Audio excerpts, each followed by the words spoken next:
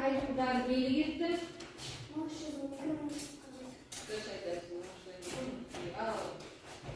Birisi Haykan'ın dışında Müslüman dininin memleketlerin bol yaralandı. Özbek Han'ı göstereceksiniz.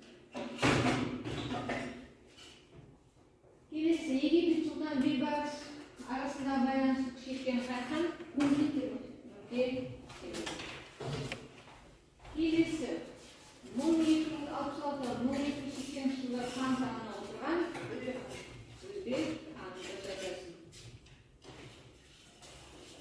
Birisi Altın Orda'nın birinci ortalığı Kaykala. Altın Orda'nın birinci ortalığı Kaykala. Ya, kim cevap verir? Ya, Saray Badrul göstereceksiniz. Al. Балалар, экранға назар аударамыз. Мына суретте не бейнеленген? Ақорда. Иә, ғимарат, иә, Ақорда. Қалай аталды? Айтқан? Ақорда деп аталады. Ал бұл атаудың Ақорданың сығанақ атауымен қандай байланысы бар? Осы Ақорда не көше, сығанақ көшесінде. Дұрыс айтасың. Ақорда сығанақ көшесінде орналасқан ғимарат. Және де сығанақ атауы бұл Қазақстанның көне қалаларының бірі. Иә балалар, бүгінгі сабақта біздер 13-15 ғасырдағы мемлекеттер саяси кезеңдері қалай қалыптасты, және де Ақорданың құрылуы, және осы 13 ғасыр жошылысының территориясында сол қағанатта Ақорданың қалыптасуына ықпалын туралы білеміз. Бүгінгі біздің ғана сабағымыз қазақ мемлекетінің қалыптасуындағы Ақорданың рөлі қандай болды. Бүгінгі сабақтың мақсаты 13-15 ғасырларда мемлекеттерде әлеуметтік құрылымын анықтап және Ақорданың қалыптасуы мен даму ерекшелігін түсінеміз. Жарай ма? Кітаптарымызды аша қойыңыздар, бүгінгі тақырыпты жазамыз. Бүгінгі тақырыпты. Қазақ мемлекетінің қалыптасуындағы Ақорданың рөлі.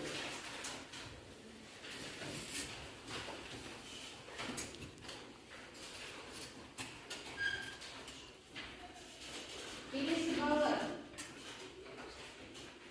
бейнебаянға назар аударамыз. Бұл тәжірибесі бойынша жұмысы 13 ғасырдың ортасында 3 бөлікке бөлінді.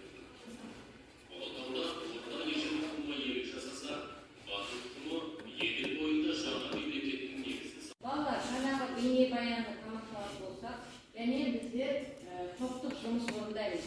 Бұнда мәтінмен жұмыс сіздердің алдарыңызға оқулықта және таратпа материалдар бердім. Сол бойынша бірінші топ мемлекеттік құрылысын, этно-әлеуметтік құрылымын жазады. Екінші топ Ақорданың пайда болуын талдаймыз. Үшінші топ саяси тарихи кезеңдерін талдаймыз. Жарай ма? Алдарыңызда бейнематериалдар таратылды. Соған түсіреміз. Жаңағы бейнебаяннан көрме және таратпа материалдар және кітаптардан мәтінмен жұмыс жасаймыз. Ал бастайық.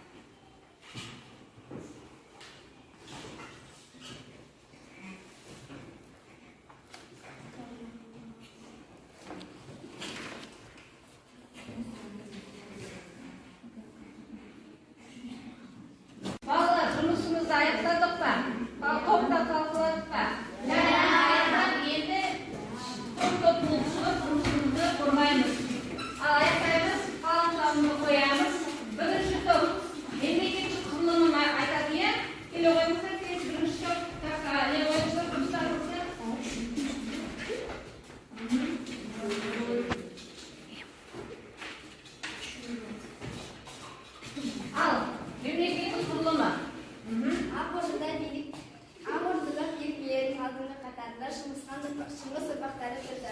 Екінші қатарда ру тайпалардың көсемдері тұрды.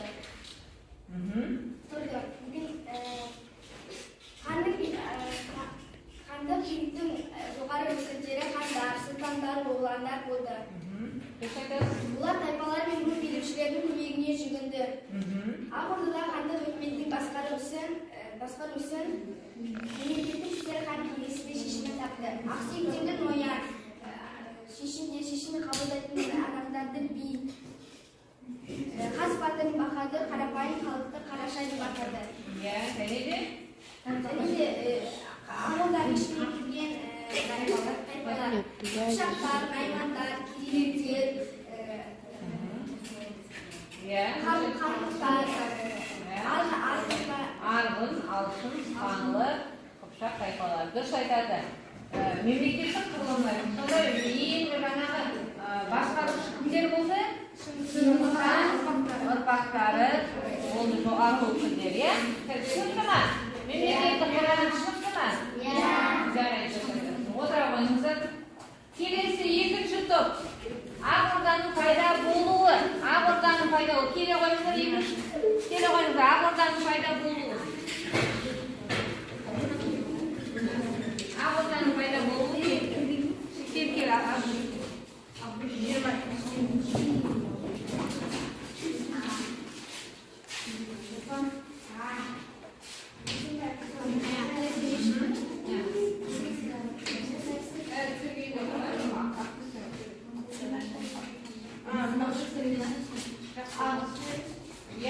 Ақ Орданың пайда болуы. Жарайды, тыңдаймыз. Моңғол дәуірінен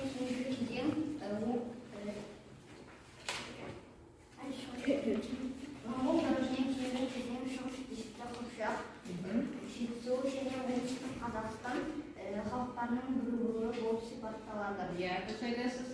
Және солардан кейін және осы кезектерде моңғолдардың ардуы басталады.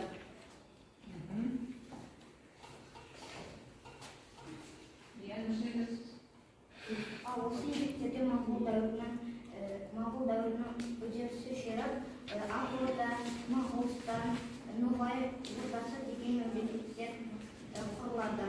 17-18 ғасырларда көптеген мемлекеттер өзіне тәуелсіздік алады. Және оның ішінде Ақ Орда болады. Ақ Орданың астанасы Сығанақ қаласы. Сығанақ қаласы Сырдарияның бойындағы Сырдарияның бойында астында орналасқан. Сонда Ақ Орданың территориясы қай аймақтарды алып жатырды? Қай аймақтарды сіздер картаға түсірдіңіздер, иә? Жайық өзенінен Ертіс дейінгі аймақтарды астанасы қай қала? Сығанақ қаласы. Жарайды, дұрыс айтасыздар. Отыра қойып. Келесі үшінші топ. Саяси кезеңдерін берді, сіздерге саяси кезеңдер берді.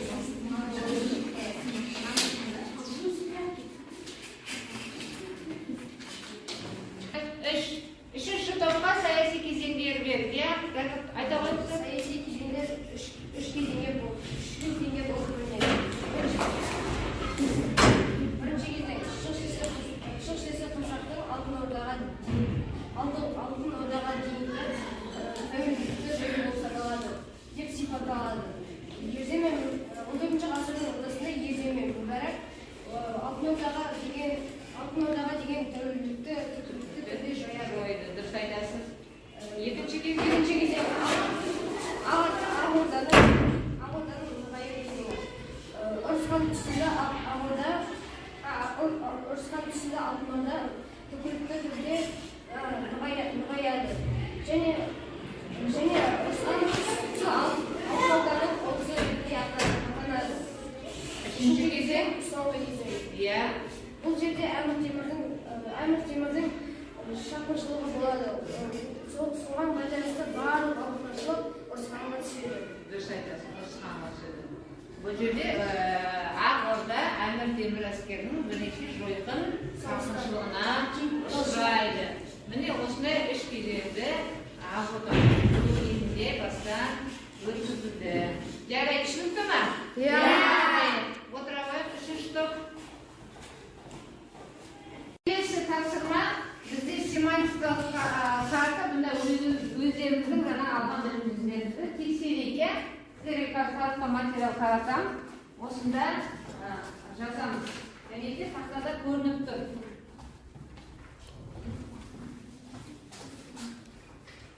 Тақтада көрініп тұр.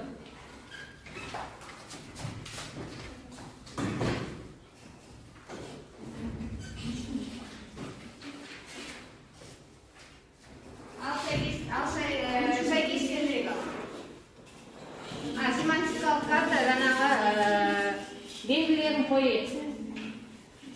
Иә, белгілерін қойып. Белгілерін қойып. Ал енді бір-бірімізді бағалап жүрейік. Тексерейік. Сағат күнімен ауыстырамыз. Сағат күнімен ауыстырамыз. Бір-бірімізді бағалап жүрейік. Иә,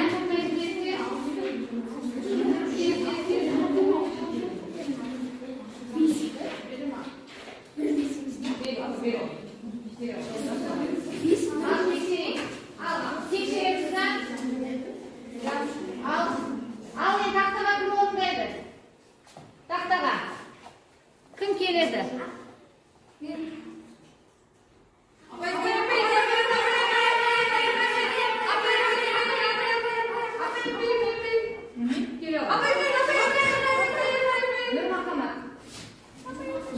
Алтын орданың нығаюы қайсылары?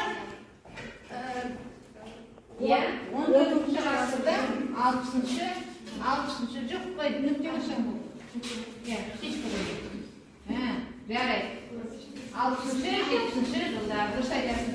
Ақ орданың әлсіреуі? Артында келе ғой. Қашан? Ақ орданың әлсіреуі? Нешінші ғасыр? Нешінші ғасыр? Ақ орданың әлсіреуі нешінші ғасыр?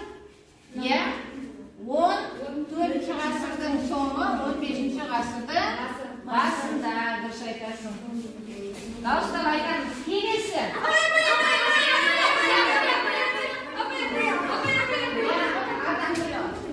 Осыханның немересі Баратхан қай жылдары билік етті? Иә, дұрыс айтасың. 1423-28 жылы. Келесі.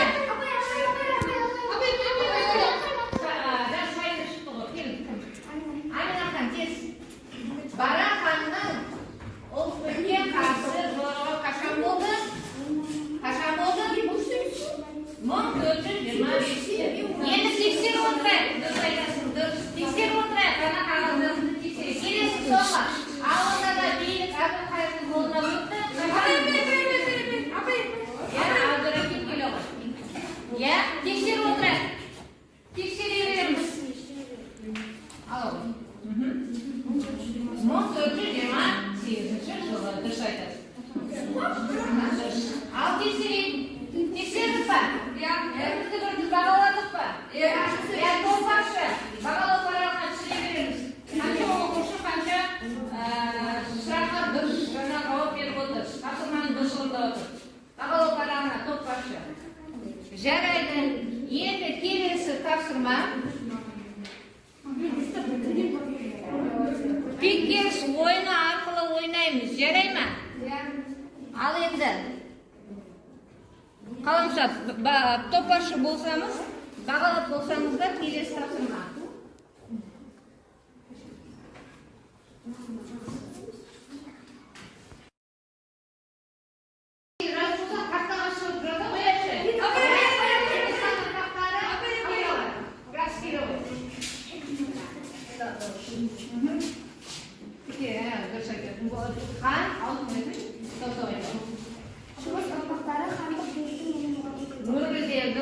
Екінші, билет. Билет олардың кімдер? Әділ үкім шығарушылар, дұрыс айтасың. Келесі, хандар шыңғында оғландар олардың ардақ келе ғой. Кімдер? Биліктердің алдында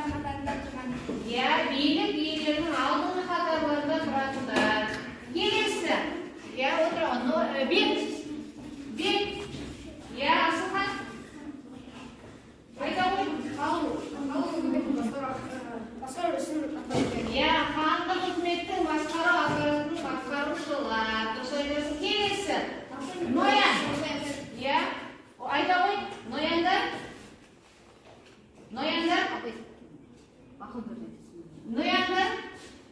Kim aytadi, kim көмектесіп жүреді? Мамулдар байшылар. Иә, мамулдарды жаздайды. Жазды.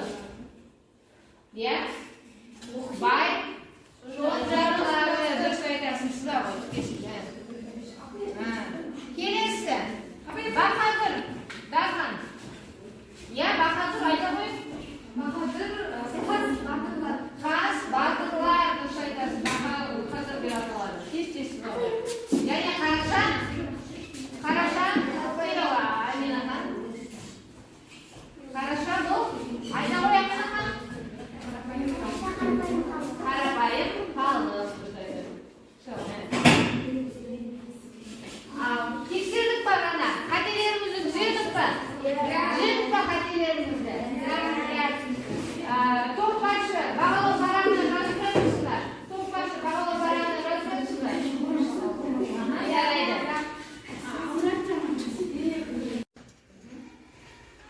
Топ başı, өздеріңізге жаңағы түртіп кеттіңіздер ғой, бағалауға оқушылардың жауаптары. Бағалау парағына. Келесі, бүгінгі сабағымызды сонымен Ақорданың аумағы біртіндеп қалыптасып, алтын орданың әлсіреуімен байланысты кеңейді. 14 ғасырдың екінші жартысында өзінің жақтар кезеңі жеткен. 14 ғасыр орда ежен ұрпақтары белгілі 3 жылдан бастап қазіргі Қазақстанның барлық аумағында тараған. Ал Ақорданың саяси экономикалық жағынан кездестірмеледі. Бұл сабақта бүгінгі сабақта біздер не түсіндік, не білдік, соны бір немесе бірнеше сөзді тесін пайдаланып, кері байланыс жасай қояйық. Бүгінгі сабақта мен не білдім, не қызықты болды, ауылымда тұрып жауап береді. Дархан. Бүгін мен Ақорданың қалай пайда болғанын білдім. Иә, дұрыс айтасың. Бүгін мен Ақорданың пайда болғанын түсіндім. Иә. Әсел. Бүгінгі сабақты қызықты, неге қызықты өтті? Өйткені мен ішкі тарих. пайда болдым. Жарайды, жастағы да. Иә, аты. Бүгін мен Ақорданың Қазақстан аумағын жаулап алғаннан кейін ең бірінші мемлекет екенін білдім. Дұрыс айтасың. Иә, тағы да. Мен замандан Ақорданың басшылары басқа хатындарын білдім. Иә, билігі туралы мәліметтер білдірген. Дұрыс айтасың. Иә, тағы да. Асылхан. Иә. Бұл заман болды, әсіресе мысалы сертте көрсетті. Ол кезде белсенді күшті болды. Иә, сабақты түсінуге, көмегі, көпке тиді. Дұрыс айтасың. Иә. Иә, бүгінгі сабақта мен тағылдырған бұл нені? Тапсырмалар. Жарайды. Енді ғана бағалау парағымызда топ басшылары бағалау жүйелік топтарында оқушыларының қанша балл жинаған. Кім қайсыңыз болыңыздар? Айта